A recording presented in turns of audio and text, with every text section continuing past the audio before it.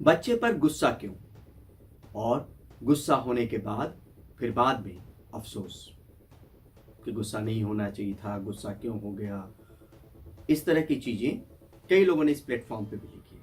बहुत सारे लोगों से जब बात की किडोक्रेसी इस प्लेटफॉर्म की शुरुआत के बाद से, तो उन्होंने कहा कि बच्चों पर काम करने से ज़्यादा ज़रूरी है माता पिता यानी पेरेंट्स को खुद पर काम करने।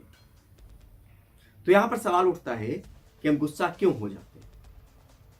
इसी पर आज की हम चर्चा करेंगे और क्या इस गुस्से से बचा जा सकता है जिस पर बाद में हम अफसोस व्यक्त करते हैं।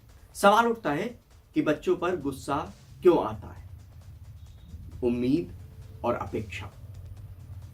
आप उस छोटे से बच्चे से उम्मीद ज़्यादा कर लेते हैं, अपेक्षा ज़्यादा कर लेते हैं।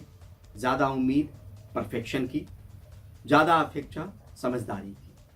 लेकिन ये मानकर चलना पड़ेगा कि वो बच्चा है और जितनी अपेक्षाएं आप उससे रख रहे हैं, जितनी उम्मीद आप उससे रख रहे हैं, शायद उस उम्र के लिहाज से उतनी उम्मीद आपको नहीं रखनी चाहिए। उस परफेक्शन की उम्मीद नहीं रखनी चाहिए। जो गलती करे उस पर ये समझने के बजाय कि गलती जैसे जैसे बड़े हो रहे हैं उसकी प्रक्रिया का हिस्सा है, ये समझना पड़ेगा, ना कि उस गलती पे हम गुस्सा कर रहे हैं। तो उम्मीद और अपेक्षा की बात आती है। दूसरी बात आती है, एक कहावत का जिक्र यहाँ पे करना चाहूंगा। लुई सुलेहमा ने कभी कहा था कि आई एम द स्टेट, या आप सोचेंगे I am the father, I am the mother, या एक मूवी में अमिताभ बच्चन का डायलॉग होता था, कह दिया ना, बस कह दिया।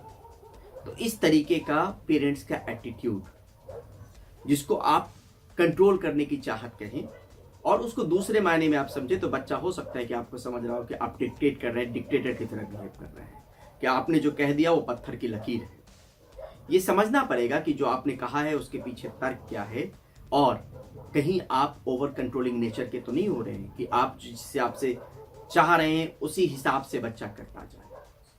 तो इस पर भी गौर करने की बात है कि क्या कंट्रोलिंग नेचर तो आपका नहीं है। पूरा वीडियो देखने के लिए किडोक्रेसी के प्लेटफॉर्म पर जाएं।